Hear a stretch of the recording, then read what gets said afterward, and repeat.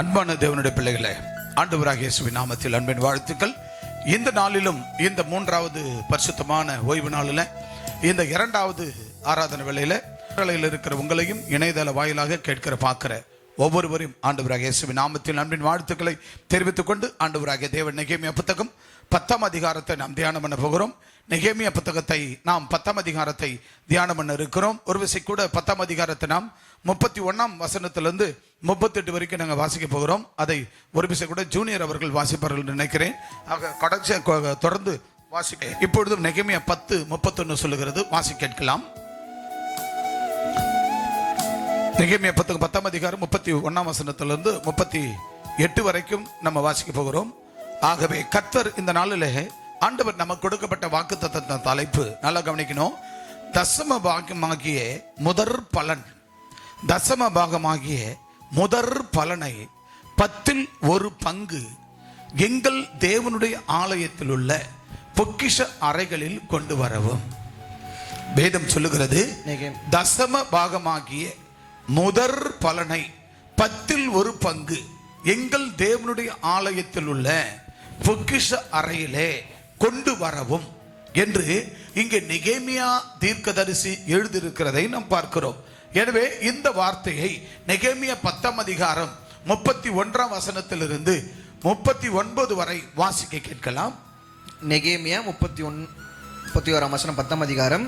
தேசத்தின் ஜனங்கள் ஓய்வு நாளிலே சரக்குகளையும் எந்தவித தானிய வசதியும் விற்கதற்கு கொண்டு வந்தால் நாங்கள் அதை ஓய்வு நாளிலும் பரிசுத்த நாளிலும் அவர்கள் கையில் கொள்ளாதிருப்போம் என்றும், நாங்கள் 7ஆம் வருஷத்தை விடுதலை வருஷமாகி சகல கட்டளைகளையும் விட்டு விடுவோம் என்று ஆணையிட்ட பிரமாணம் பண்ணினார்கள். மேலும் நாங்கள் எங்கள் தேவனுடைய ஆலயத்தின் ஆராதனைக்காக சமூக அப்பங்களுக்கும் நித்திய போஜன பலிகளுக்கும் ஓய்வு நாட்களிலும் மாத பிறப்புகளிலும் செலுத்தும் நித்திய சர்வாங்க தகன பலிகளிலும் பண்டிகைகளிலும் பிரதிஷ்டையான பொருள்களிலும் இஸ்ரவேலுக்காக பாவ நிவர்த்தி உண்டாக்கும் பலிகளுக்கும் எங்கள் தேவனுடைய ஆலயத்தின் சகல வேலைக்கும் வருஷந்தோறும் நாங்கள் சேக்கலில் 3ல் ஒரு பங்கை கொடுப்போம் என்கிற கடனை எங்கள் மேல் ஏற்றுக்கொண்டோம். நியாய பிரமாணத்தில் எழுதியிருக்கிறபடியே எங்கள் தேவனாகிய கர்த்தருடைய பலிபீடத்தின் மேல் ஏறி இருக்கிறதாக குறிப்பிட்ட காலங்களில் வருஷம் எங்கள் பிதாக்களுடைய குடும்பங்களின்படியே எங்கள் தேவனுடைய ஆலயத்துக்கு கொண்டு வர வேண்டிய விறகு காணிக்கையாகவும் ஆசாரியருக்கும் லேவியருக்கும் ஜனத்துக்கு சீட்டு போட்டோம். நாங்கள் வருஷந்தோறும் எங்கள் தேவனுடைய ஆலயத்துக்கு எங்கள் தேசத்தின் முதற் பலனையும் சகலவித விருட்சங்களின் எல்லா முதற் பலன்களையும் கொண்டு வரவும், நியாய பிரமாணத்தில் எழுதியிருக்கிறபடியே எங்கள் குமாரரில் முதற் பேராளியும் எங்கள் ஆடு மாடுகளாகிய மிருக ஜீவன்களில் தலையூற்றுகளையும் எங்கள் தேவனுடைய ஆலயத்தில் ஊழியம் செய்கிற ஆசாரியரிடத்திற்கும் கொண்டு வரவும், நாங்கள் எங்கள் பிசைந்த மாவில் முதற் பாகத்தையும் எங்கள் படைப்புகளையும் சகல மரங்களின் முந்தின பலனாகிய திராட்சை பழத்தையும் எண்ணெயையும் எங்கள் தேவனுடைய ஆலயத்தின் அறைகளில் வைக்கும்படி ஆசாரியரிடத்திற்கும் எங்கள் நிலப்பயிர்களிலும் தசமபாகம் லேவியரிடத்துக்கும் கொண்டு வரவும், லேவியராகிய இவர்கள் எங்கள் வெள்ளாண்மையை பட்டணங்கள் எல்லாம் தசமபாகம் சேர்க்கவும், லேவியர் தசமபாகம் சேர்க்கும் பொழுது ஆரோனின் குமாரனாகிய ஒரு ஆசாரியன் லேவியரோடு கூட இருக்கவும், தசமபாகமாகிய அதில் லேவியர் பக்கத்தில் ஒரு பங்கை 10ல் லேவியர் 10ல் ஒரு பங்கை எங்கள் தேவனுடைய ஆலயத்தில் உள்ள பொக்கிஷ அறைகளில் கொண்டு வரவும் திட்டம் பண்ணி கொண்டோம்.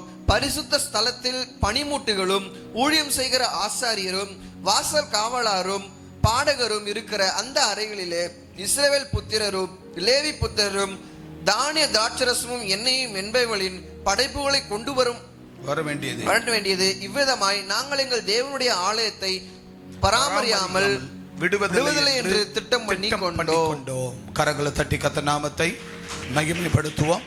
என கண்பான தேவனுடைய பிள்ளைகளே, ஏன் கர்த்தர் இந்த நாட்களிலே ஆண்டவர் தசம பாகமாகிய முதற் பலனை 10ல் ஒரு பங்கு எங்கள் தேவனுடைய ஆலயத்துக்குள் உள்ள பொக்கிஷ அறையிலே கொண்டு வர வேண்டும் என்று சொல்லியிருக்கிறார். நெகேமியா 10ஆம் அதிகாரத்தை எடுத்துக்கொண்டு 31ஆம் வசனத்தை வாசிக்கலாம். அதற்கு சார்புடைய வசனம் யாத்ராகமம் 20ஆம் அதிகாரம் 10 எடுத்துக்கொள்வோம். முதலாவது நெகேமியா 10:31 வாசிக்க கேட்கலாம். தேசத்தின் ஜனங்கள், கவனிங்க, தேசத்தின் ஜனங்கள் நல்லா கவனிக்க வேண்டும். பிரியமானவர்கள் நல்லா புரிஞ்சுக்குங்க. கர்த்தருடைய பிள்ளைகளாகிய நாம் சாத்தானுடைய பிள்ளைகள் அல்ல. நாம் கர்த்தருடைய பிள்ளைகள், தேவனுடைய பிள்ளைகள் என்பதனால நாம் தான் சாத்தானுக்குரியவைகளுக்கு சாத்தானு கொண்டு போக மாட்டோம். நாம் கர்த்தருடைய பிள்ளைகள். கர்த்தருடைய பிள்ளைகள் என்று சொல்லும் பொழுது கர்த்தருடைய பிள்ளைகளாகிய நாம் கர்த்தருக்கென்று அவர் சொல்லப்பட்டதை நாம் செய்ய வேண்டும்.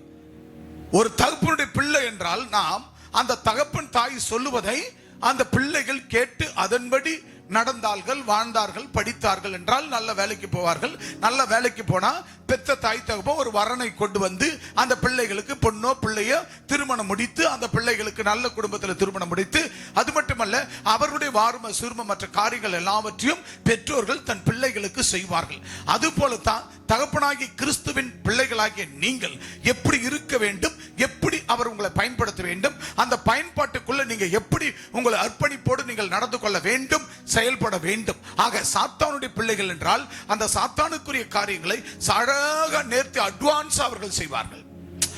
நீ நானும் யாருன்னா கர்த்தருடைய பிள்ளைகள், இயேசு கிறிஸ்துவின் பிள்ளைகள். அப்ப இயேசுவின் கிறிஸ்து பிள்ளைகளா இருக்கிறபடினால அவர் உங்களுக்கு என்ன நியமித்தாரோ, அவர் உங்களுக்கு என்ன சொன்னாரோ அதை நீங்கள் செய்கிறவர்களா இருக்க வேண்டும்.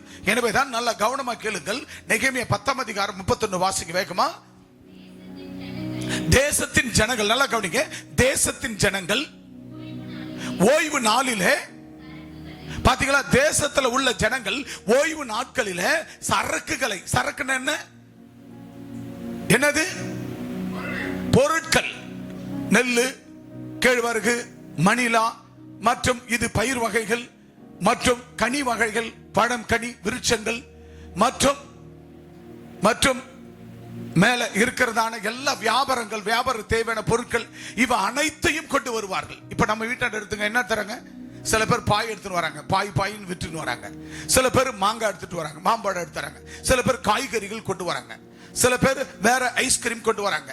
சில பேர் என்ன பண்றாங்க, ஒரு சில பேர் இடியாப்பம் கொண்டு வருவாங்க. இந்த மாதிரி தின்பண்டங்கள், பொருளாதாரங்க. இப்ப கூட ஒருத்தர் வந்தார், நெய் எடுத்துன்னு வந்தாரு. நெய் 1 லிட்டர் 350 ரூபான்னு வித்துட்டு போறாரு. வீட்டுக்கே கொண்டாந்து கொடுக்குறாரு. இன்னைக்கு கடையில போனா 1000 ரூபாய் கிட்ட விற்குது. ஆனா வீட்டுக்கே கொண்டு வந்து தயார் பண்ணி கொண்டாந்து கொடுக்குறாங்க. அப்ப அந்த மாதிரி அவரவர் அந்த பொருளை கொண்டு வந்து சேல்ஸ் பண்றாங்க. அப்ப ஆண்டவர் பாருங்க எவ்வளவு அழகா சொல்றாரு பாருங்க. வசனத்தை வாசிங்க. தேசத்தின் ஜனங்கள் ஓய்வு நாளிலே சரக்குகளையும் எந்தவித தானிய வசத்தையும் விற்கிறதற்கும் கொண்டு வந்தால், பாருங்க ஆண்டவர் எவ்வளவு அழகா சொல்றாரு பாருங்க. தேசத்தில் இருக்கிறவர்கள் ஞாயிற்றுக்கிழமை எல்லாம் லீவுல வீட்டுல இருப்பாங்க. அப்படி என்று என்ன பொருட்களை கொண்டு வருவார்கள் விற்பனை செய்ய.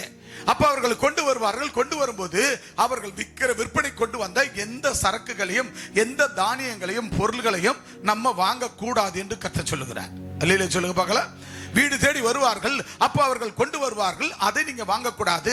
அந்த சரக்குகளை விற்பனையாகிற அந்த பொருட்களை நீங்க வாங்க கூடாது.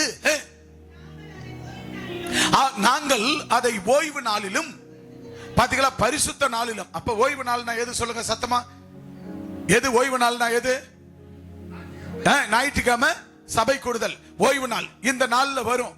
அப்ப அது மட்டும் இல்ல, அப்புறம் பரிசுத்த நாள். பரிசுத்த எல்லா நாளும் பரிசுத்த நாள். ஆக அந்த நாட்களில உங்களுக்கு ஒரு ஊழியம் சபை மூலமா கொடுக்கப்பட்டிருக்கும். அந்த நேரத்தில் நீ ஊழியம் செய்ய வேண்டிய நேரத்தில், இல்ல சபையில வந்து சபையில ஆராதனையில கடந்து கொள்ள வேலையில, இல்ல சபையுடைய பிரிவாக்கத்தில் பணிகள் ஏதாவது நடக்கிற வேலையில, ஆக அந்த நாட்களில பரிசுத்த, அதாவது ஆண்டவராகிய ஓய்வு நாளில் ஞாயிற்றுக்கிழமை சரி, பரிசுத்த நாட்களாகிய மற்ற நாட்களில, ஆண்டவர் நியமித்த நாட்களில நீங்கள் எந்த ஒரு பொருளையும் வாங்கக்கூடாது. அல்லேலூயா. எந்த பொருளை நீ வாங்கவே கூடாது. அப்ப பிசினஸ்க்கு போலாமா சொல்லுங்க? ஒரு பொருளை வீட்டுக்கு கொண்டு வந்தா அதை வாங்க கூடாதுன்றாரு. அப்ப அன்னைக்கு பிசினஸ்க்கு போலாமா? நம்ம தொழிலுக்கு போலாமா? போய் ஒரு பிசினஸ், ஒரு இளநீர் விற்க போகணும், ஒரு தேங்காய் விற்க போகணும், ஒரு மாங்காய் விற்க போகணும், போய் நம்ம பொருள் எடுத்து போய் விற்கலாமா? ஒரு மீன் விற்க போகணும், போய் இந்த மாதிரி போய் கொண்டு போய் விற்கலாமா, விற்க கூடாதா சொல்லுங்க? ஆண்டவர் என்ன சொல்றாரு? வாய்த்தர் சொல்லுங்க. ஆண்டவர் என்ன சொல்றாரு? பரிசுத்த ஓய்வு நாளிலும் பரிசுத்த நாட்களிலும் நீங்கள் என்ன செய்யக்கூடாது? தேசத்து ஜனங்கள் பணம், அதாவது பொருட்களை கொண்டு வருவார்கள் விற்பனைக்கு, அதை நீங்க முதல்ல வாங்கவும் கூடாது. அல்லேலூயா. அப்ப வாங்கவே கூடாதுன்னு சொல்லும் போது, அப்ப நம்ம போய் அன்னைக்கு அந்த ஓய்வு நாள பரிசுத்த நாள் விட்டுட்டு பிசினஸ் போய் வேலை செய்யலாமா? தொழில் பண்ணலாமா? அன்னைக்கு போய் நம்ம விற்பனைகளை செய்யலாமா? செய்யக்கூடாதா? செய்ய கூடாது. சபையில ஒரு வேலை என்றால் அந்த நாள்ல விட்டுட்டு நம்ம சொந்த வேலைக்கு போக கூடாது. சபையில வந்து ஒரு ஃபங்க்ஷன் நடக்குதுன்னா அந்த ஃபங்க்ஷனை விட்டுட்டு வந்து அதில் நீ கலந்து அதை நடத்த வேண்டுமே தவிர மற்ற வேலைகளை நீ செய்யக்கூடாது. சபையில ஊழியம் நடக்குது, சபையில சர்ச்சு ஆராதனை நடக்குது, மாத பிறப்புகள் இன்னும் போக போக வரும். இப்படி இதெல்லாம் வரும்பொழுது இதெல்லாம் நம்ம என்ன செய்யணும்? சபையோடு இணைந்து வந்து நம்ம செயல்பட வேண்டும். அப்ப பரிசுத்த ஓய்வு நாளையும் அப்ப பரிசுத்த நாட்களில் சபைக்கு வர நாளையும் நம்ம என்ன பண்ற கூடாது? உதாசீனமா நம்ம விட்டுட கூடாது என்று கர்த்தர் சொல்லுகிறார். வாசிக்க அந்த இடத்துல அதை ஓய்வு நாளிலும் பரிசுத்த நாளிலும் என்னது அந்த நம்ம கையில் அதை கொள்ளாது இருப்போம் அப்படின்னா அந்த பொருளை நீங்க வாங்க கூடாது, அதை நீங்க வாங்க கூடாது அப்படின்னு சொல்ல. அப்பதான் நம்ம என்ன பண்ணுவோம்? அன்னைக்கு தான் ஞாயிற்றுக்கிழமை தான் நம்ம வாங்க கூடாதுன்றாரு. அப்ப வாங்க கூடாது, அதுல செயல்படக்கூடாது. ஒருத்தர் வந்து கொண்டாந்து வித்தாலே நம்ம வாங்க கூடாதுன்னு சொல்லும் போது அப்ப அன்னைக்கு பொருள் விற்க நம்ம போலாமா? எக்ஸ்போ போடுவாங்க, அப்புறம் வேற வேற பிசினஸ், வேற வேற தொழில். சோ இதெல்லாம் ஞாயிற்றுக்கிழமை நம்ம முதல்ல போகவே கூடாது. ஆண்டவர் என்ன சொல்றாரு? நம்மள அதை முதல்ல வாங்க கூடாதுன்றாரு. என்ன பண்ண கூடாதா? வாங்கவே கூடாது. ஒரு பொருளை நம்ம வீட்டு வாசல் எடுத்தா கூட அன்னைக்கு வாங்க கூடாது. அது ஓய்வு நாள், கர்த்தருக்குரிய நாள். அந்த நாள்ல ஒரு பொருளை வாங்கவும் கூடாது, விற்கவும் கூடாது என்று கர்த்தர் சொல்லுகிறார். அந்த பொருள் என்ன பண்ண கூடாதா? நம் கையில கொல்லக்கூடாது. கொல்றது என்ன? வாங்கி கொள்ளக்கூடாது. நீங்க நம்ம கையில வாங்கவும் கூடாது. நாங்கள் 7ஆம் வருஷத்துல 7ஆம் வருஷம் விடுதலை வருஷமாக்கிய கடன்களை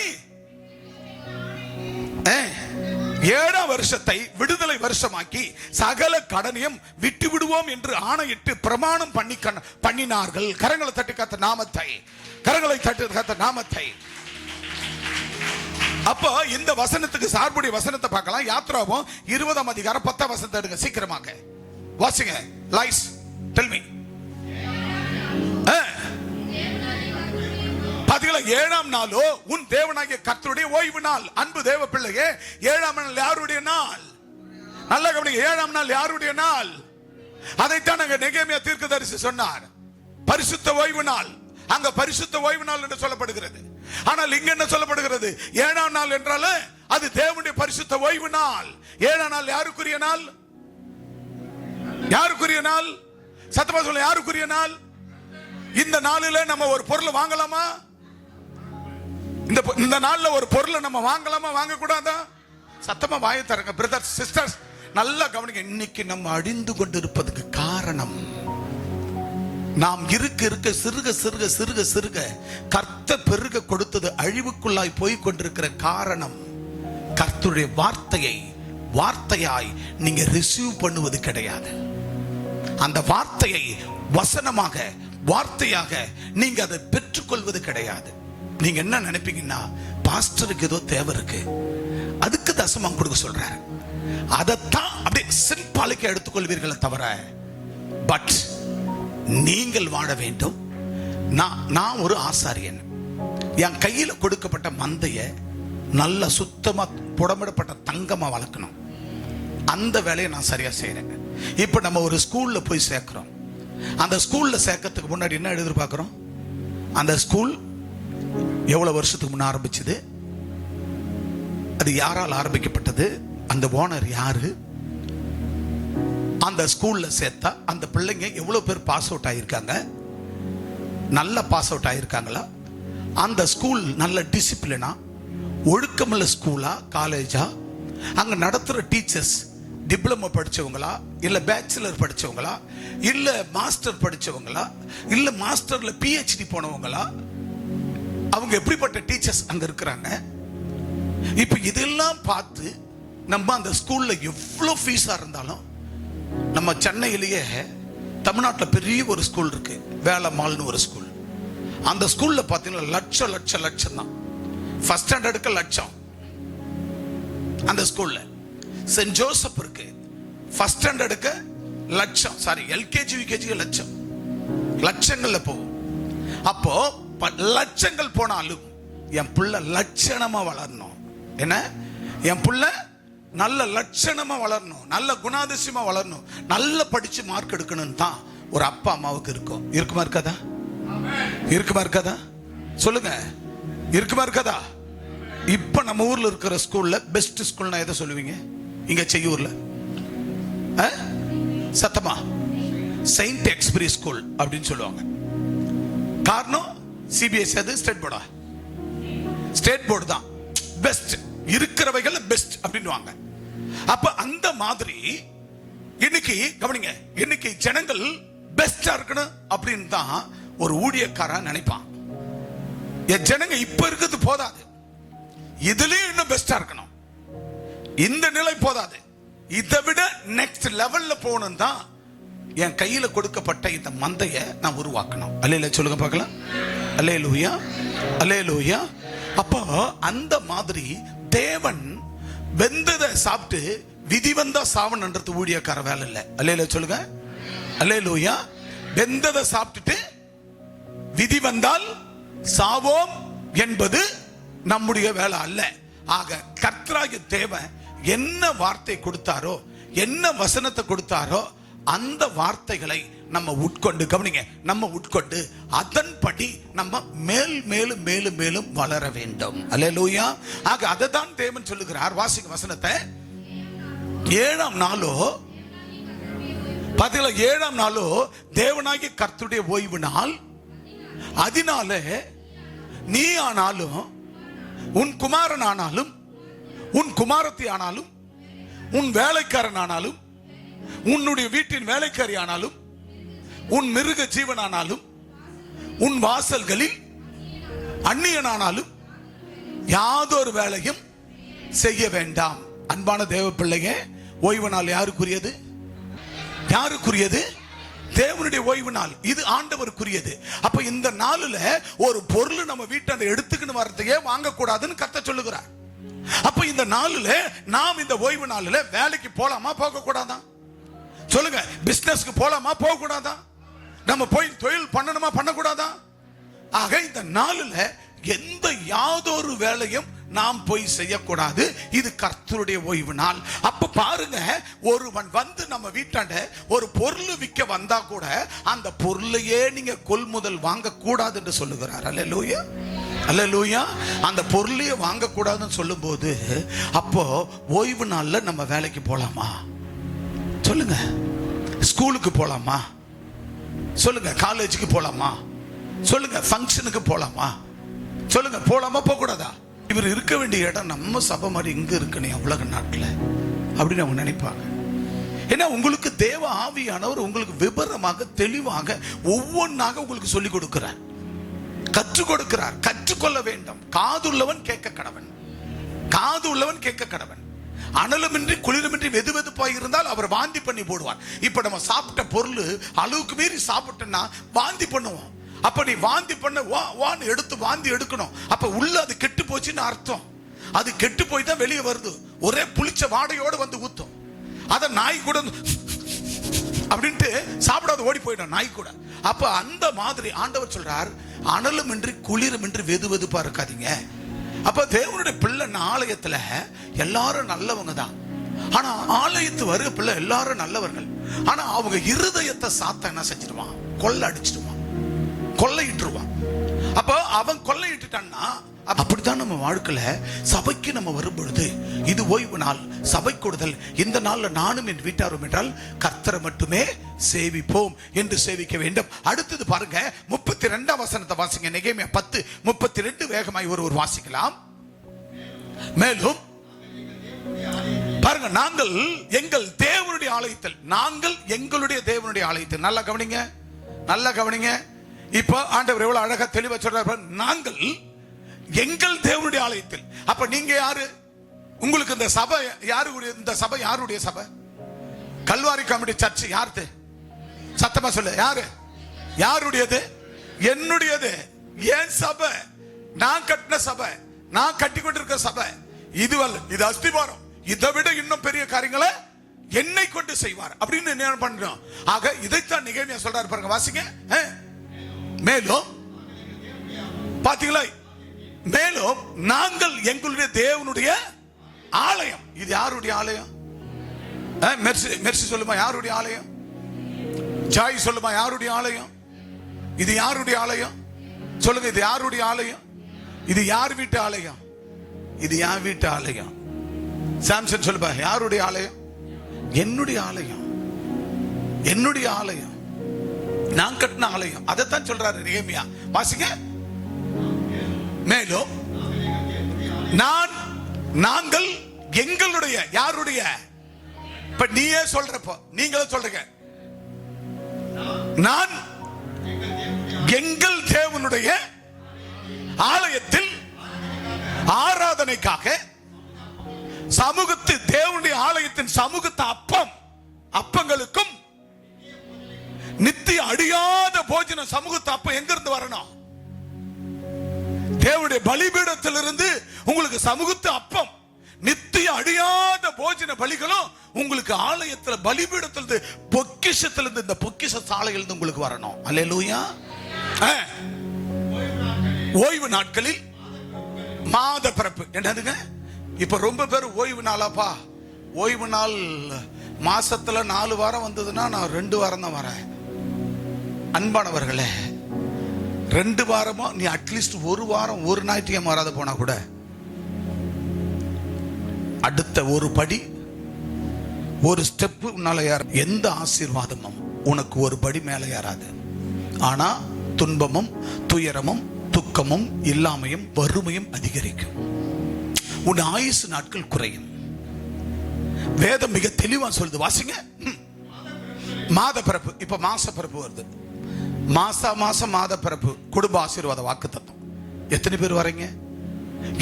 நாங்கள் எங்கள் தேவனுடைய ஆலயத்தின் சமூகத்து அப்பங்களுக்கும்.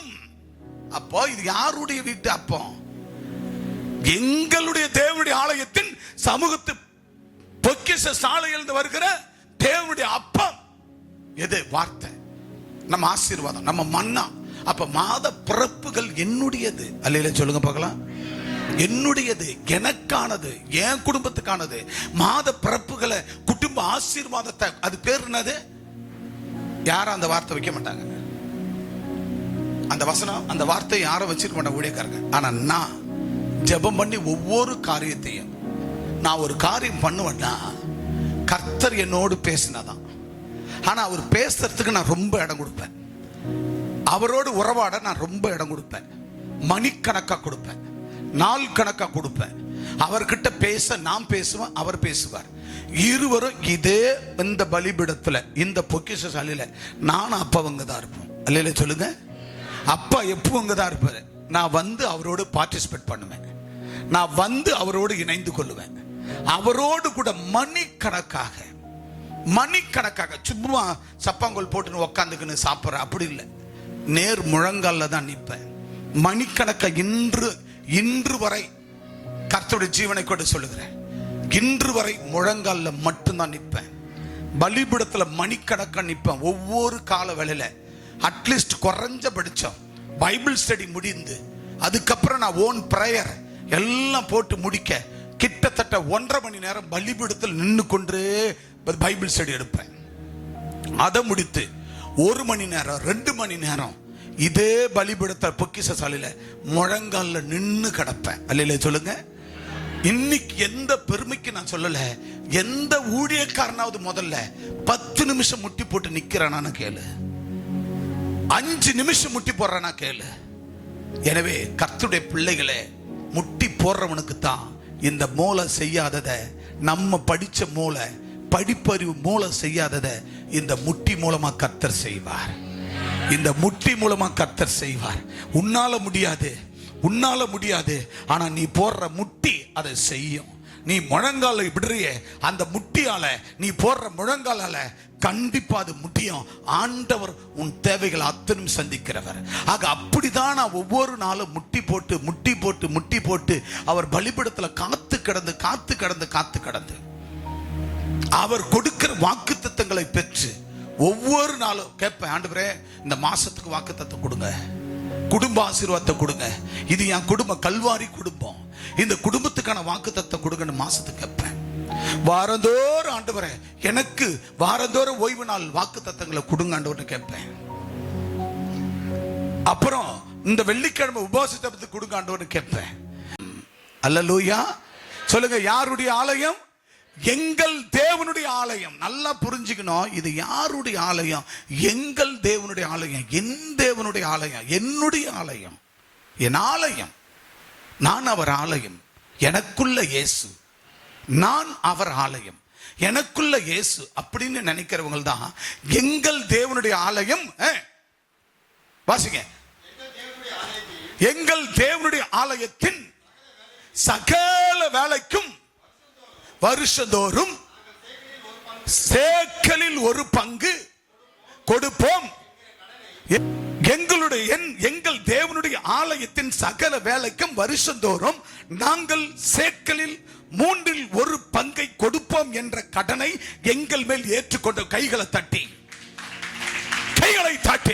நல்லா தட்டி. ஆக நெகேமியா சொன்னார், ஆலயத்தை கட்ட வேண்டும், ஆலயத்தை கட்ட வேண்டும் என்று சொல்லும் போது இப்ப நடக்கிறது என்ன? ஆலயத்தை புதுசா கட்டுற ஆலயமா அல்லது கட்டப்பட்ட ஆலயத்தில் விரிவாக்குறமா அப்படின்றது தான் இங்க கேள்வி. ஆக இப்ப நமக்கு ஆலயம் கட்டிட்டோம். இப்ப நம்ம என்ன செஞ்சு கொண்டிருக்கிறோம்? ஆலயத்தை பழுதுபார்க்கிறோம்.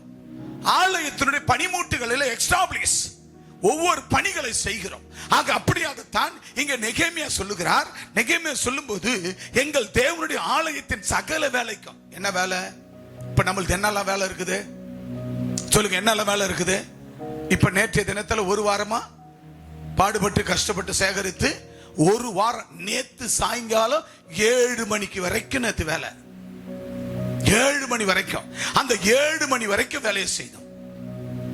மழையா, ராத்திரி 3 மணி வரைக்கும், முந்தா நாள் ராத்திரி 3 மணி வரைக்கும் மாடு நாய்கள் மந்தையா வருது. விட்டு இருந்தா போனா அடிச்சுட்டு இருக்கோம். இந்த வேலையை செய்து கொண்டு இருக்கிறோம். இடையில மதியானம் மழை, ஒரு 3 மணிக்கு 3:30 மணிக்கு மழை. பேனர்லாம் வாரி மேல போட்டு மூடி, இந்த நிலையை பார்க்கும்போது கொடூரமா இருக்கும். மூடி அதை பார்த்து பண்ணி செய்து பாதி முடிச்சு ஒரே நாள்ல முடிய வேண்டியது. ஆட்கள் வரல. அப்ப ஒரே நாள்ல முடிய வேண்டியது.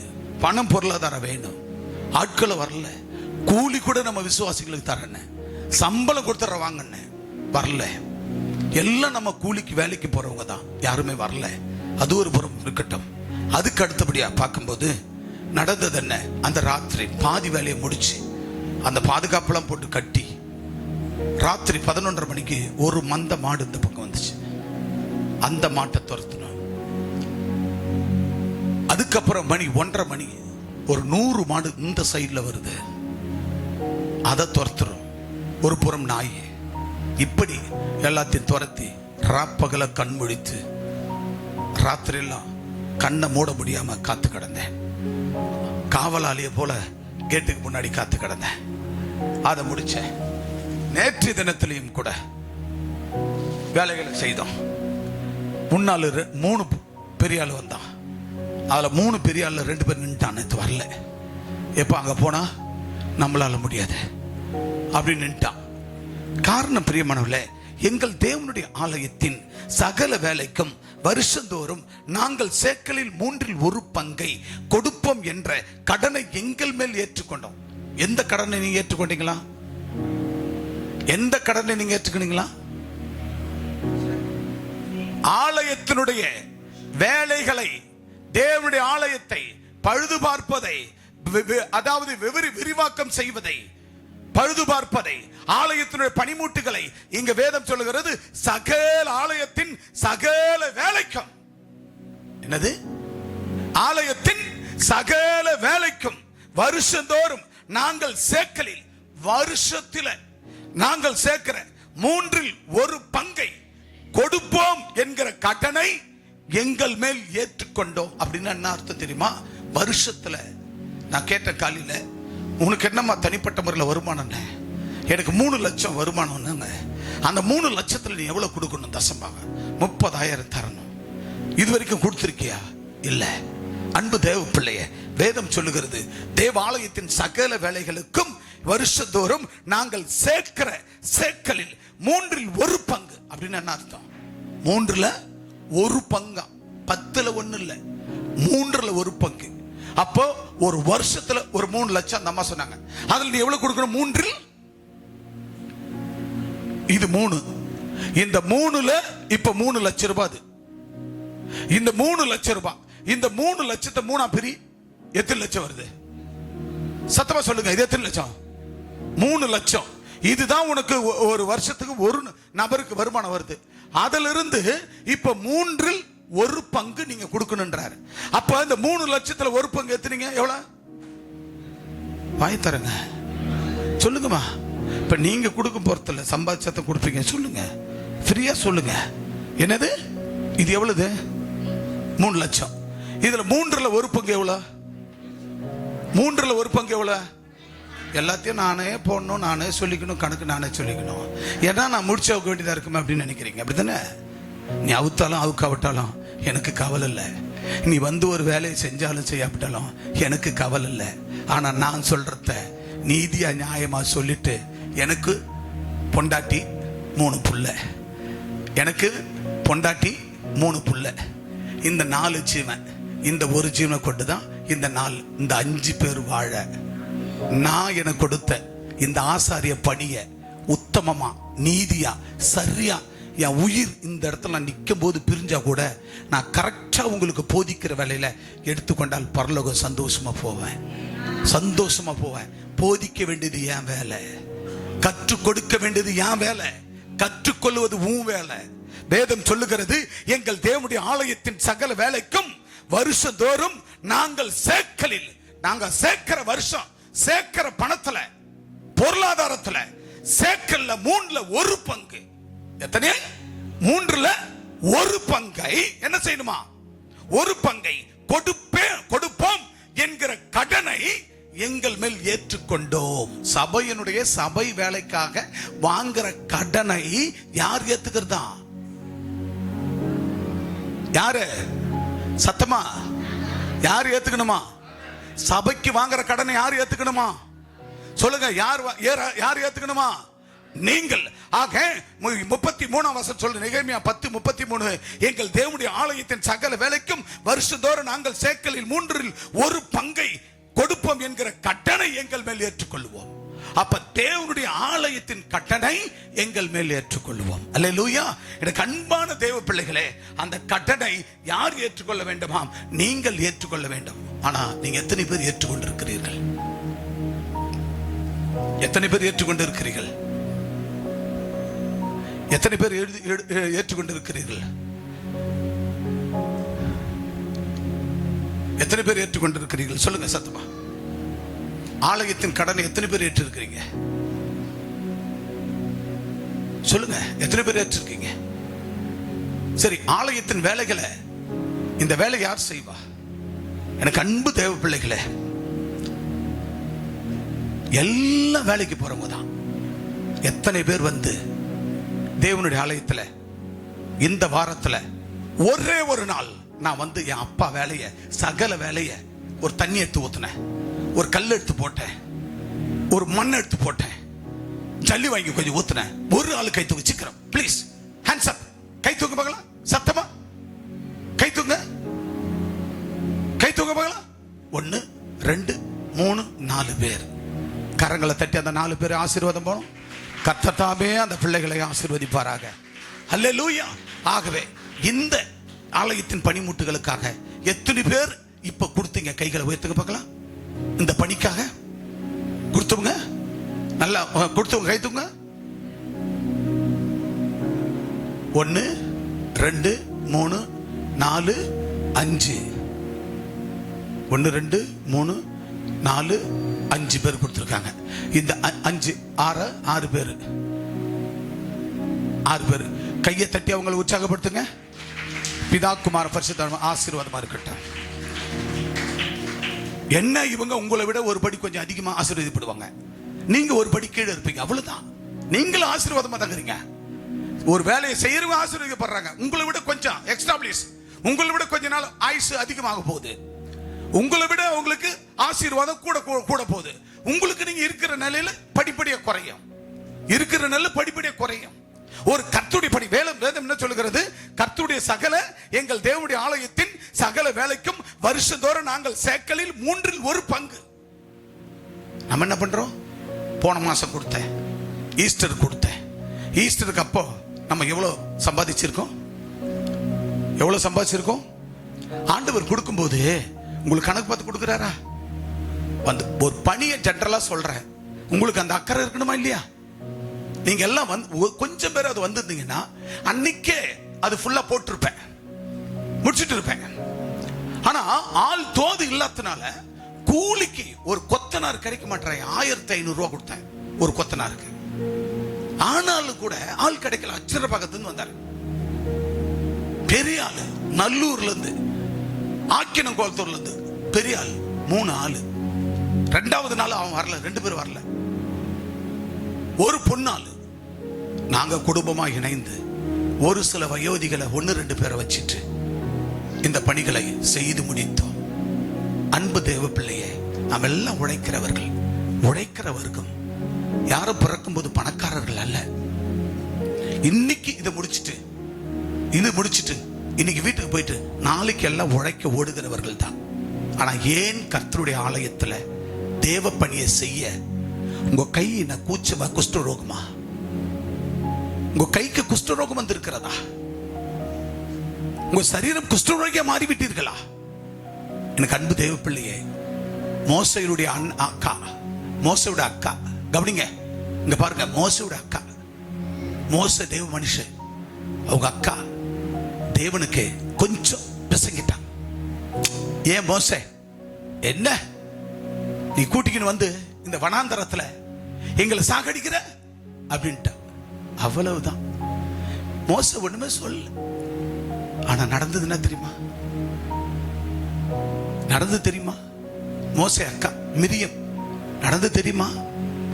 தான் சொன்னா, யாருக்கு? அந்த ஜனங்களுக்கு எல்லாம் பறிஞ்சுக்கு நான் பேசிட்டாங்க. ஆண்டவருடைய கோபாக்கின வந்தது. அவ உடல் முழுவதும் குஷ்டரோகமா மாறிவிட்டது. அவ உடல் முழுவதும் குஷ்டரோகம், வெண் குஷ்டம் மாறிவிட்டது.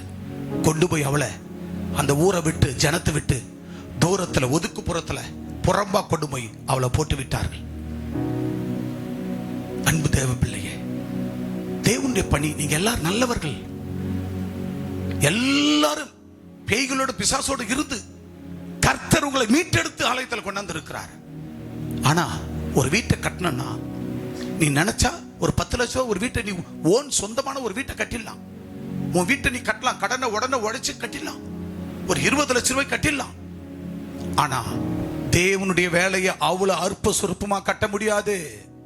ஹலோ, தேவனுடைய வீட்டை, தேவனுடைய ஆலயத்துல அவ்வளவு அற்ப சுருப்பமா கட்ட முடியாது. காரணம், ஆலயத்தை கட்ட இஸ்ரேல் ஜனங்கள், யூத ஜனங்கள் தொடங்கின போது, நெகேமியா ஆலயத்தை கட்டுன்னு சொன்ன போது, ஜனங்கள் எல்லாரும் ஆரவாரமாக, வேதம் சொல்லுகிறது, ஆவலோடு அந்த வேலையை செய்ய முன் வந்தார்களாம்.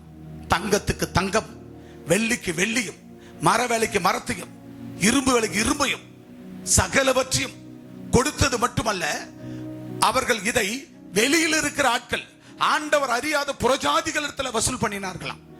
அவைகளை வாங்கி கொண்டு வந்து கொடுப்பது மாத்திரமல்ல, அதோடு தனக்குண்டான தங்கத்தையும், தனக்குண்டான வெள்ளியையும், தனக்குண்டான இரும்பையும், தனக்குண்டான மரங்களையும் கூட சேர்த்து ஆசாரிய கையில கொண்டாந்து கொடுத்தாங்களாம். கொடுத்ததோடு இல்லாம ஆலயத்தை கட்ட ஆவலோடு வராங்களாம். சர்ச்சில் உள்ள ஃபர்ஸ்ட் ஒருத்தன், அவன் பேர் என்ன? சன்பல்லா. அவன் தான் கலகம். ஃபர்ஸ்ட் ஒருத்தன் எழும்பினானா, எழும்பி ஹே ஆலயத்தை கட்டணும்னு சொல்றாரு நெகேமியா ஆசாரியன். நீ போய் கட்ட போற, நீ போய் கொடுக்குற, நீ பாட்டம் பண்ற, வாரி வாரி கொடுக்குற, அதெல்லாம் கட்டக்கூடாது, ஏன் கட்டுற அப்படின்றான் சன்பல்லா. அதை கேட்டவன் யாரு? தொபியா. இன்னொருத்த அஸ்தரோத்து. 3 பேர். இந்த 3 பேருக்கும் என்ன வந்ததா? முதல்ல ஒருத்தர் இன்னொருத்தர் 3 பேருக்கும் முதல்ல என்னாச்சான்? எரிச்சல் வந்துதான். யார் மேல? ஊழியக்கார மேல, நெகேமியா மேல எரிச்சல் வந்துதான். என்னடா இந்த ஊழியக்காரன், என்ன அந்த ஆசாரியன், சும்மா ஆலயத்தை கட்டு அப்படின்னு அவங்களுக்கு எரிச்சல் வந்தான். அதுவே பொறாமையா மாறிச்சான். அதுக்கப்புறம் அவங்களுக்கு கடும் கோபமா மாறிச்சான். ஆனா அந்த 3 பேர் நிலைமை வித்தியாசமா போயிடுச்சு. பட் இருந்த ஜனங்க அவன் என்ன சொன்னாலும் கேட்கல.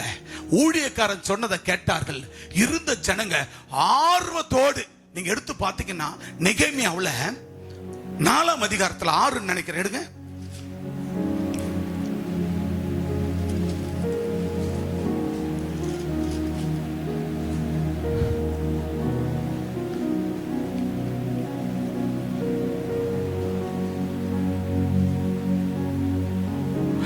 ஆறாம் வசனம் வாசிங்க. நெகேமியா 4:6. நாங்கள் அலங்கத்தை கட்டி வந்தோம், அலங்கமெல்லாம் பாதி மட்டும் ஒன்றாய் இணைந்து உயர்ந்தது. ஜனங்கள் வேலை செய்வதற்கு ஆவலாயிருந்தார்கள். கைகளை தட்டி, கைகளை தட்டி. நெகேமியா காலகட்டத்தில் யார் இருக்கிறான்? கலகம் பண்றவன் இருக்கிறான், குரோதம் பண்றவன் இருக்கிறான், விரோதம் பண்றவன் இருக்கிறான். நெகேமியா கையில தான் அவனையும் கொடுத்து வச்சுக்கிறாரு. அங்க சன்பல்லா, தொபியா, அஸ்தரோத், இந்த 3 விதமான ஆவிகள் இந்த குடும்பங்களை போய் பேசி பேசி, நீ கட்டாத, நீ செய்யாத, நீ அதை பண்ணாத, ஆலயத்தை கட்டாத அப்படின்லாம் சொல்லி என்ன செய்தானா? அந்த ஜனங்களை, சன்பல்லாவும் தொபியா, அஸ்தரோத், இந்த 3 ஆவிகளை சேர்ந்து ஜனங்களை என்னென்னவோ பண்ணி பார்த்தார்களாம். ஆனாலும் அவங்கள ஒரு பக்கம் ஆண்டவர் அடிச்சு போறது வேற, அதை விட்டுருவான். ஆனா ஜனங்க, நாங்கள் தேவனுடைய அலங்கத்தை, 6ஆம் வசனம் பாருங்க, நாங்கள் அலங்கத்தை கட்டி வந்தோம், அலங்கமெல்லாம் பாதி மட்டும் அளந்து வந்தது, அலங்கமெல்லாம் பாதி மட்டும் ஒன்றாய் இணைந்து உயர்ந்தது. ஜனங்கள் வேலையை செய்கிறதற்கு ஆவலாயிருந்தார்கள். கைகளை தட்டி. பிரியமானவர்களே, ஆவல் வரணுங்க. என்ன வரணும்? ஆலயத்தை கட்ட என்ன வரணும்? நமக்கு ஆவலா இருக்கணும். ஏன்னா நான் அப்படித்தான் நினைப்பேன், நான் ஒரு பாவி. நான் அப்படித்தான் நினைப்பேன், நான் ஒரு பாவி. இந்த பாவி கிட்ட இந்த ஊழியத்தை கொடுத்தீங்களப்பா, நான் அப்படித்தான் நினைப்பேன். இந்த பாவியை தேடி வந்தீங்களப்பா. நான் ஒரு விக்கிரகாரன் பாவி. நான் விக்கிரத்தை அப்படி ருசி பார்த்தவன், சாத்தான்களோட அப்படி வாழ்ந்தவன். இந்த பாவிய ஒரு நாள் பரிசுத்தவான மாற்றினீங்களே, இந்த பாவிய நம்பி இந்த ஆலயத்தை கொடுத்தீங்களே, இந்த பாவிய நம்பி உம்முடைய ஆலயத்தை கற்ற இந்த உன்னதமான அந்த பொறுப்பு கொடுத்தீங்களே, நான் ஒரு பாத்திரமா, நான் ஒரு ஆளப்பா. தாவீது அப்படிதான் சொல்ல, நானும் என் வீடு எம்மாத்திரையா, நானும் என் வீட்டாரோ எம்மாத்திர ஆண்டவரை அப்படின்னு தாவீது அப்படிதான் ஆண்டவரை பார்த்து கேட்டான். அதுபோல நான் ஒரு பாவி, என்ன ஆலயத்தை கட்ட ஆலய தலைவனை நிறுத்தி வச்சிருக்கிறீங்களே, அப்படித்தான் நீங்க என்ன செய்யணும்? ஆண்டவரே, நான் ஒரு ஆளாப்பா. ஒரு கல்லை தூக்கி கொடுக்க என்ன இன்னைக்கு பயன்படுத்துனீங்களே, ஒரு மண் அள்ளி கொடுக்க என்ன பயன்படுத்துனீங்களே ஆண்டவரே, ஒரு தண்ணியை கொண்டாந்து ஊத்த என்ன பயன்படுத்துனீங்களே, ஒரு கலவை அள்ளி கொடுக்க என்ன பயன்படுத்துனீங்களேப்பா ஆண்டவரே, உன் பணியை செய்ய என்ன பயன்படுத்த. நீ பேனா புடி, டோன்ட் வரி. உன் பேனாவும் இப்ப நானும் உலக அதிபரா இருக்கிற யாரு? ட்ரம்ப்பும் ஒன்னா? டொனால்டு ட்ரம்ப் அமெரிக்க அதிபர். அமெரிக்க அதிபர் பெரியவரா இல்ல நான் பெரியவனான்னு கேட்டா, அவரை காட்டில நான் தான் பெரியவன். அல்லேலூயா. நான் யாரு? தேவனுடைய மனுஷன், தேவனுடைய ஆசாரியன். நான் ஜெபம் பண்ணா அவ்வளவு பெரிய ஆளு ட்ரம்ப்பை முட்டி போன என் எதிர்க்க. பிரதமரா இருந்தாலும் சரி, முதல்வரா இருந்தாலும் சரி, நான் ஜெபம் பண்ணணும்னா அவங்க முட்டி போடணும். என் கை மேலதான் இருக்கும், அவங்க தலை கீழே தான் இருக்கும். அப்ப நான் யாரு? எவ்வளவு பெரிய உன்னதமான ஒரு பொறுப்பு கொடுத்திருக்கிறாரு. அந்த பொறுப்புல இருக்கிற நாம் என்ன ஒரு தகுதிப்படுத்தினாரு. அப்ப நீ யாரு? உன்னையும் பேய்களை ஓட்ட, நோய்களை தீக்க, அடுத்தவங்களுக்கு நீ ஜெபம் பண்ண, அந்த அக்னிமயமான நாவுகள் பிரிய ஆண்டவர் சபையில உன்னை வச்சிருக்கிறாரு. ஒரு சபையில ஒரு பங்கு, ஒரு வேலையை செய்ய, ஒரு தண்ணியை தூக்கி ஊத்த. நான் ரொம்ப கரிசன பேதுரு மேல வந்த கரிசன் என்ன தெரியுமா? குழந்தை மாதிரி. அந்த மனுஷன் குழந்தை மாதிரி. ஒரு தண்ணியை தூக்கி ஊத்தினா ஒரு தூக்கி ஊத்துவாரு. அவர் பதவியை பார்க்க மாட்டாரு, அவர் பொறுப்பு பார்க்க. அது 60 வயசு வரைக்கும் தான். அதுக்கு தான் கர்த்தர் பார்த்தாரு. இன்னைக்கு சபையில, இன்னைக்கு முதல் ஸ்தானத்துல திருவிருது தட்ட ஏசப்பா சரீரத்தை சுமக்க பாத்திரவனா கொடுத்துட்டாரு. அல்லேலூயா சொல்லுங்க பார்க்கலாம். ஒரு மனுஷனை இதை கண்டு சன்பல்லா, தொபி, அஸ்தரோத் ஆவி உங்களுக்குள்ள பொறாம வந்துடக்கூடாது, எரிச்சல் வரக்கூடாது. ஒருத்தருக்கும் ஒவ்வொருடைய உண்மையை உத்தமத்தை நான் ஒரு பணியை கொடுக்குறேன்டான்னா, ஒரு நபர்கிட்ட தூக்கி கொடுக்குறேன்னா, சபையினுடைய வேலை இது, சபையினுடைய காரியம். அற்ப சொற்பமானவருக்கு தூக்கி கொடுத்துட மாட்டேன், அற்ப சொற்பமான ஆளுக்கு கொடுத்துட மாட்டேன். ரொம்ப கவனமா ஜாக்கிரதையா ஜெபம் பண்ணி காத்து கடந்து ஆண்டவர் இன்னாருக்கு செய்யணும் அவன் கையில கொடுப்பேன். அப்ப தேவன் அவர் சொன்னதை செய்யற அந்த ஆவல், வேதனை சொல்லுது, நெகேமியா 4:6 என்ன சொல்லுது, அந்த ஆவல், ஜனங்கள் வேலை செய்கிறதற்கு ஆவலா இருந்தார்கள். ஒரு ஞாயிற்றுக்கிழமை வருதுறான்னா, ஒரு ஞாயிற்றுக்கிழமை இந்த மாதிரி பணி இருக்குது அப்படின்னா, அப்பதான் என்ன பண்றாங்க, வேலைக்கு போறேன், பிசினஸ்க்கு போறேன், தொழிலுக்கு போறேன், வேலைகள் இருக்குன்னா அப்பதான் பல விதத்துல சொல்லுவாங்க, அன்பு தேவ பிள்ளையே, நீ செஞ்ச அவனுக்கு ஆசீர்வாதம், நீ செஞ்ச அவனுக்கு ஆசீர்வாதம். ஒரு பணியை செய்தால், இன்னைக்கு பாருங்க சாப்பாடு போடுறாங்க ஜனங்க. இப்ப கொஞ்ச நாளா நான் பார்க்கிறேன், சாப்பாடு போடுறாங்க, சில பேர் சந்தோஷமா போடுறாங்க. இன்னைக்கு ஒரு குடும்பம் போடுது, தான் முதல் சம்பளத்தை பிள்ளைங்களுடைய சம்பளத்துல, போன நாள்ல வந்த சம்பளத்துல தசம் கரெக்டா எடுத்துட்டு மீதி உள்ள பணத்தை இன்னைக்கு கர்த்தருடைய ஆலயத்தில் ஆகாரம் கொடுக்கணும். நான் அதை என்ன பண்ணிருக்கலாம், அந்த பணத்தை இன்னைக்கு ஆகாரம் வேண்டாமா, தூக்கி போடுங்க சர்ச்சுக்கு. பண்ணலாமா பண்ணக்கூடாதா? எனக்கான அதிகாரம் இருக்கிறது. அந்த பணத்தை ஆலயத்தில் எடுத்து போடு. ஒரு டிப்பர் ஜல்லி வாங்கலாம், ஒரு டிப்பர் மண்ணு வாங்கலாம், ஒரு யூனிட். செய்யலாமா செய்யக்கூடாதா? சத்தமா சொல்லுங்க, செய்யலாமா செய்யக்கூடாதா? ஆனா அந்த புள்ள, அந்த குடும்பம் எது கொடுத்தது? ஆகாரத்துக்கு. அங்கதான் நிக்கிறான் செலவுத்ராச்சு. கர்த்தர் என்ன சொன்னாரோ அதை திட்டமா செய்யறவன். அது அவங்க கொடுத்தது எதுக்காக? ஆகாரம் கொடுக்க. அந்த ஆகாரத்துக்காக, அந்த ஐக்கிய உணவுக்காக, அதுக்காக மட்டும்தான் செலவு பண்ணணும். அல்லேலூயா சொல்லுங்க பார்க்கலாம், அல்லேலூயா சொல்லுங்க போடுங்க, அல்லேலூயா சொல்லுங்க பார்க்கலாம், அல்லேலூயா. கண்மான தேவ ஜனமே, அப்போ பிள்ளைகளுக்கு என்ன வரணும்? ஆர்வம் வரணும். என்ன வரணும்? ஆர்வம் வரணும். ஆர்வம், அதுதான் ஆண்டவர் சொல்றாரு பாருங்க.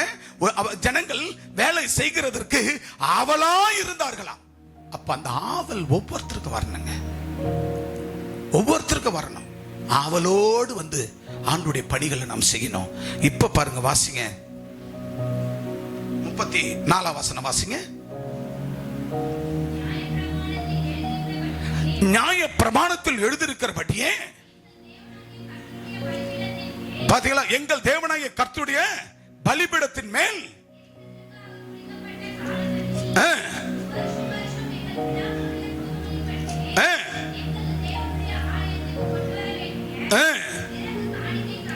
விறகு காணிக்கைக்காகவும் ஆசாரியருக்கும் லேவியருக்கும் ஜனத்துக்கும் சீட்டு போட்டார்கள். பாத்தீங்களா,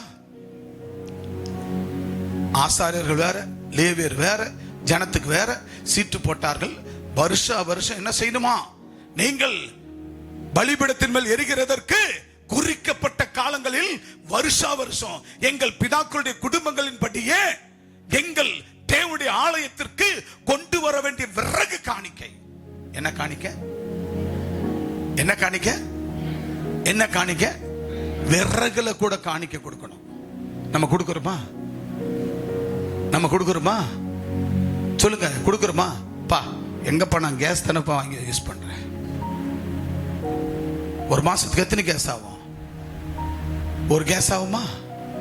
ஒரு கேஸ் எவ்வளவு விற்குது? 1000 ரூபாய் விற்குது. அந்த 1000 ரூபாய் விறகு காணிக்கை என்று கொடுக்கணும். ஜனங்கள் ஆவலோடு ஒவ்வொன்றிலும் மேற்கொண்டு அடுத்த வசனம் 35.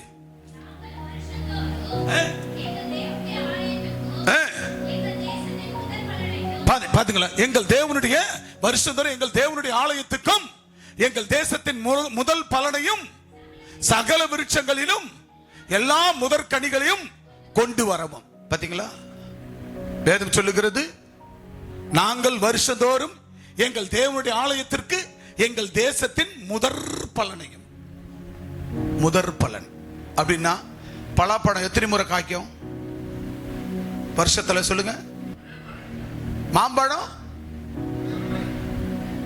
பனம்பழம், முந்திரி பழம், செரிப்பனும் நம்ம சைடுல என்னென்ன காய்க்குதோ அத்தனையும் என்ன செய்யறோமா, நாங்கள் வருஷந்தோறும் எங்கள் தேவனுடைய ஆலயத்திற்கு எங்கள் தேசத்தின் முதற் பலனையும் சகலவித விருட்சங்களின் எல்லா முதற்கனியும் கொண்டு வரவும்.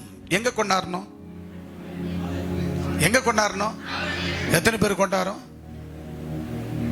எத்தனை பேர் கொண்டாடும்? அன்பான தேவ பிள்ளையே, இன்றைக்கு உன் வாழ்க்கையில இன்னைக்கு ஒரு தீர்மானத்தை எடுங்க. இன்னைக்கு ஒரு தீர்மானத்தை எடுக்க போறீங்க. முதற் பலனையும் எத்தனாவது வசனம் அது? 35 யாத்திராகமம் 23:19 வாசிங்க. யாத்திராகமம் 23:19.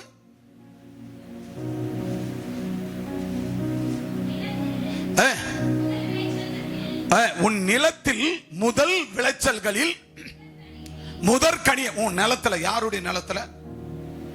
யாருடைய நிலத்துல? பக்கத்து வீட்டுக்கார நிலத்துல இல்ல, நம்ம வீட்டு தோட்டத்துல ஒரு பூசணி செடி போட்டேன். ஒரு பூசணி 10 பூசணிக்காய் காய்ச்சி, இல்ல 2 காய்ச்சுது, இல்ல 1 தான் காய்ச்சுது. அந்த ஒரு காய் என்ன பண்ணணும்? ஒரு காய் என்ன பண்ணணும்?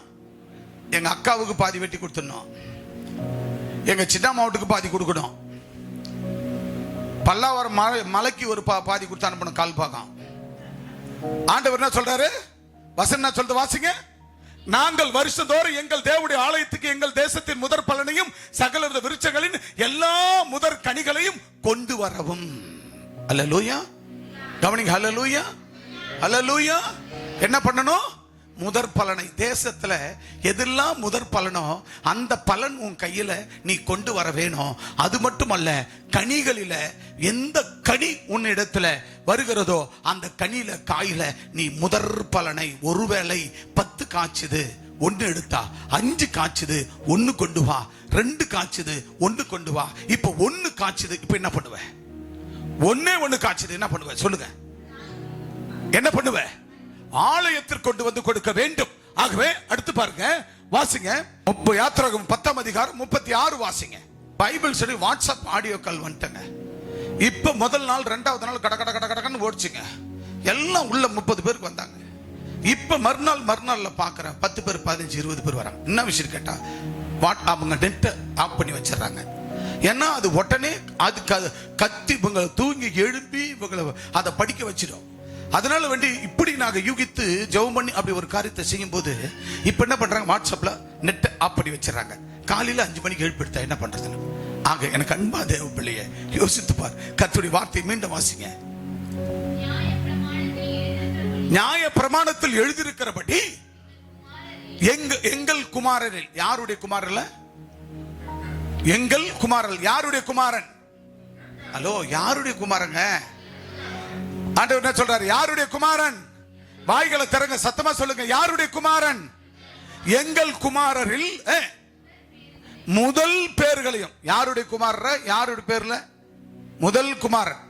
உங்க பிள்ளையில முதல் குமாரன், முதல் குமாரத்தை நீங்க பெற்றெடுத்த உங்களுக்கு ஆண்டவர் கொடுக்கப்பட்ட பிள்ளைகளில ஆண் பிள்ளையா இருந்தா ஆண் பிள்ளை, பெண் பிள்ளையா இருந்தா பெண் பிள்ளை. அப்ப என்ன பண்ண? முதல் பிள்ளைய ஊழியத்துக்குன்னு அர்ப்பணிச்சு. இப்ப பொம்பளை பிள்ளையா வச்சிருப்பீங்க, ஊழியத்துக்கு அர்ப்பணிக்கணும். முதல் பிள்ளை ஊழியத்துக்கு அர்ப்பணிச்சிடணும். அப்ப ஆம்பளை பிள்ளை இருக்கும், ஆம்பளை பிள்ளை முதல் பிள்ளைய ஊழியத்துக்கு அர்ப்பணிச்சிடணும். இல்ல 2மே ஆம்பளை பிள்ளைன்னா அதுல ஒரு பிள்ளை முதல் பிள்ளைய அர்ப்பணிச்சிடணும். 2மே பெண் பிள்ளைன்னா முதல் பிள்ளைய பெண் பிள்ளைய அர்ப்பணிச்சிடணும்.